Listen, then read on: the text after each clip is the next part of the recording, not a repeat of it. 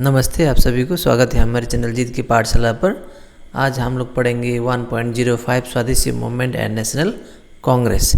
तो चलिए बिना किसी देरी के इस वीडियो को शुरू करते हैं।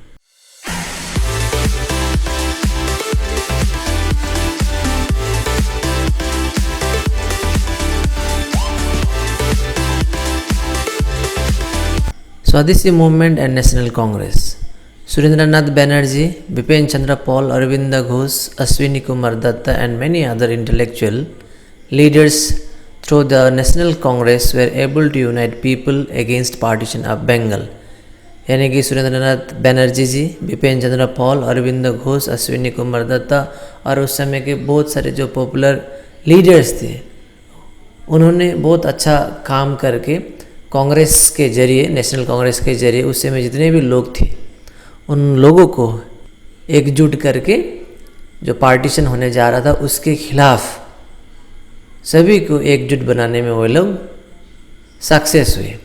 During 1885 to 1905 national Congress mainly concentrated on social and economic development. जब कांग्रेस का जन्म हुआ 1885 को, तब से लेकर 1905 तक नेशनल कांग्रेस ने बेसिकली उस समय का जो सोसाइटी था, समाज था, उसको और साथ ही इकोनॉमिक डेवलपमेंट के ऊपर बहुत काम किया। But after the partition of Bengal it could establish itself as a big organization in the context of greater Indian nationalism. लेकिन 1905 में जब पार्टीशन हुआ उसके बाद कांग्रेस सिर्फ एक पॉलिटिकल पार्टी बनकर रह गया। The 19th annual session held in 1903 at Madras under the presidency of Lal Mohan Ghosh, Indian National Congress warned the government to give up the plan of partition of Bengal।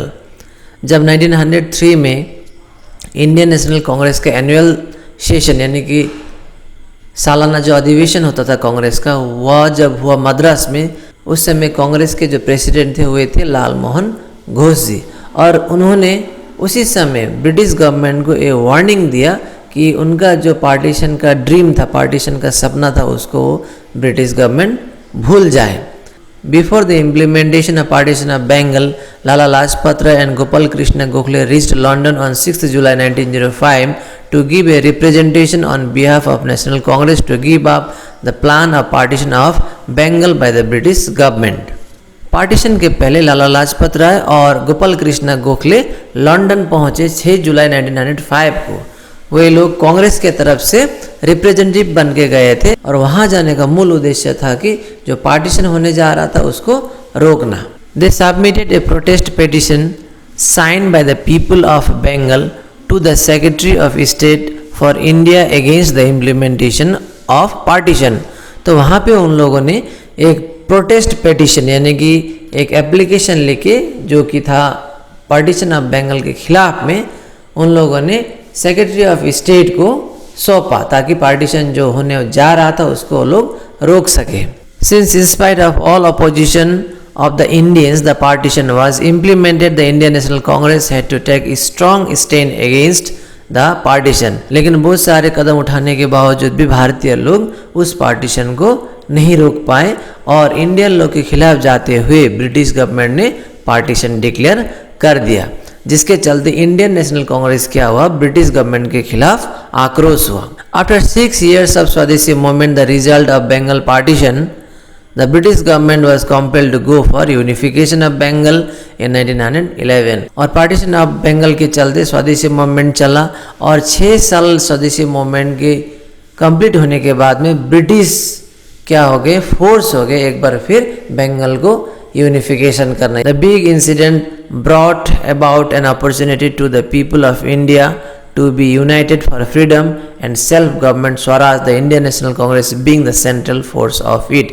और जब 1911 में British मजबूर होके बंगाल का unification उन लोगों ने किया, तब इंडियन लोगों को ऐसा लगा कि यही एक अच्छा समय है सेल्फ गवर्नमेंट यानी कि स्वराज मांगना। और सबसे इम्पोर्टेंट जो रोल प्ले किया यूनिफिकेशन ऑफ बंगाल के लिए वो था कांग्रेस का, यानी कि इंडियन नेशनल कांग्रेस। और उसी इंडियन नेशनल कांग्रेस को मद्देनज़र रखते हुए उसके बाद 1911 के बाद जितने भी फ्रीडम मूवमेंट हुए इंडिया में, सभी में मुख्य भूमिका किसने निभाया? इंडियन नेशनल कांग्रेस ने। तो इसी के साथ ये टॉपिक समाप्त होता है और मैं आशा करता हूँ आपने इसको समझा होगा। Thank you very much for watching Jeet की पाठशाला।